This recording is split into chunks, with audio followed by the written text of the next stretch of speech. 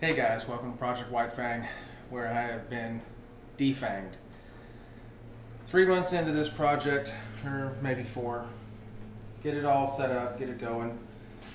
Took a lot longer than I anticipated, based on holidays, financial situation, but get it all set up, get it running. Took it to the paperwork to the DMV. We're going to get it put on the road. And in the process of driving it to the smog station, I start hearing this resonating knock coming from the engine. I was on it pretty hard here and there trying to get it up to temperature, and I think I spun a bearing and a rod.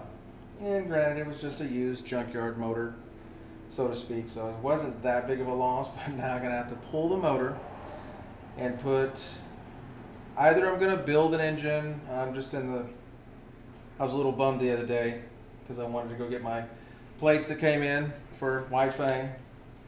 But I'm going to start it so you can hear it. But it's definitely a rod knocking. Probably spun a bearing. More than likely, I don't think I spun a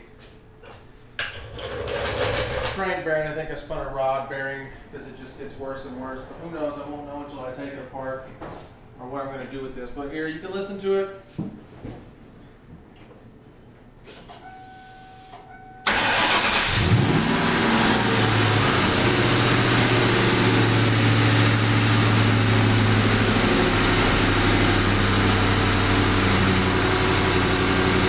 Get the engine tuned yet. Obviously can't tune it when the rod starts to come about. It'll slowly start resonating more and more with the ticking sound. I don't believe it's a collapsed lifter because it sounds pretty equal coming from both sides of the engine. And as it starts to calm down, you start to hear this knock. And as I increase the RPMs, the knock still is there. At first I thought maybe it was a collapsed lifter, but here we are, Project White Fang. It's been defanged. I'll give it a little gas.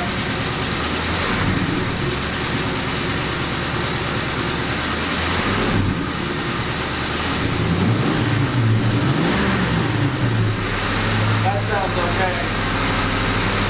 But idle, it still has a little high idle. I don't know if my VSS, which is my vehicle speed sensor, because it does have 410s in the rear. Something's not meshing right. It definitely needs a tune to run optimally. But when it does go, it's pretty fun. But I don't suspect this is going to go away.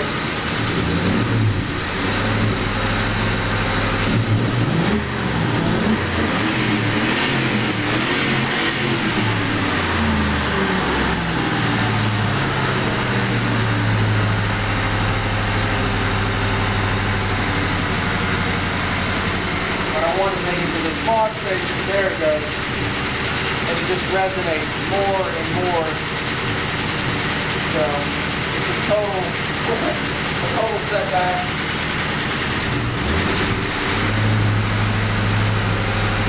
But again, I'm not sure if it's a rod knocking or a collapsed lifter. So when I listen to it from both sides,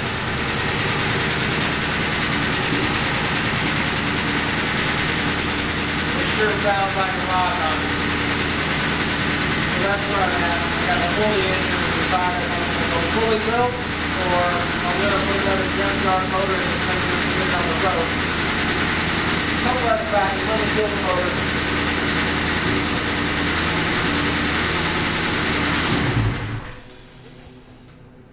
We solved the check engine lights. It was my dumbass fault. I did not have the main engine harness here plugged all the way in. So as soon as I did that, it probably sunk in about 1/8 of an inch. The check engine lights, everything started to clear right up. But I'm not sure how or why it spun a bearing. Could be that it just sat too long with not being lubricated. It's an unknown cause, but it's definitely something that's a big setback. So now the dilemma is do I put a built motor in it, put it on the road, what do I do? I'm just at a loss right now, and I was a little bummed. So I can't smog it currently because it just I can't go dyno it to it'll just blow the engine. I don't want to damage this block if that's the case. If it's just a raw journal, if I can do it before it starts tearing up or eating into anything, we can hopefully salvage the block. And that's more important to me right now than getting this back on the road. But a couple of factors we'll talk about. Solid motor mounts. Don't ever do it. It's horrible.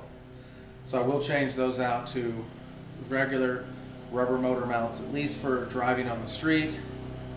I'm not going to solid motor or solid trans mount the transmission either. It just resonates in the vehicle and it's not a very comfortable ride. The manual steering is not so bad, but I think for an average individual, it wouldn't be something they would want to do. The manual brakes is another factor.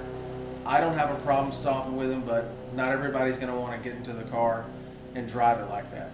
So for future, when you're doing any kind of swap, go ahead and stick with the power assist hydro boost system that comes with the car.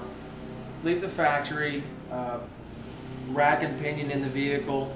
I went this route to see if the weight savings would really be beneficial, but I think on a street driven car you're much better just leaving it with the added weight and having a lot better drivability for everyday use. So I'll switch back to factory motor mounts. I don't think that when you go to the urethane mounts it's any better. It still resonates in the vehicle from what I understand. And I'll just go to a stiffer yet better crossmember, trans crossmember. I think there's a company called Stifler or Stiffers. I saw it in the Mustang magazine. I'll order one of those up. They're like 80 bucks and it comes really nice and bent and it clears a good set of mid pipes. And then I need to fix this 95 Cobra master cylinder is what I'm using. It's a 15/16 bore main cylinder. It either needs another O-ring. I haven't seen a rebuild kit on the market, which is terrible because they just want you to buy another master cylinder. If I don't switch back to the hydro boost system, which I think for drivability issues I probably will, it's not fun to drive, and the manual brakes people aren't going to like at all. But it was a fun experiment. I mean, I only drove it around for a few days.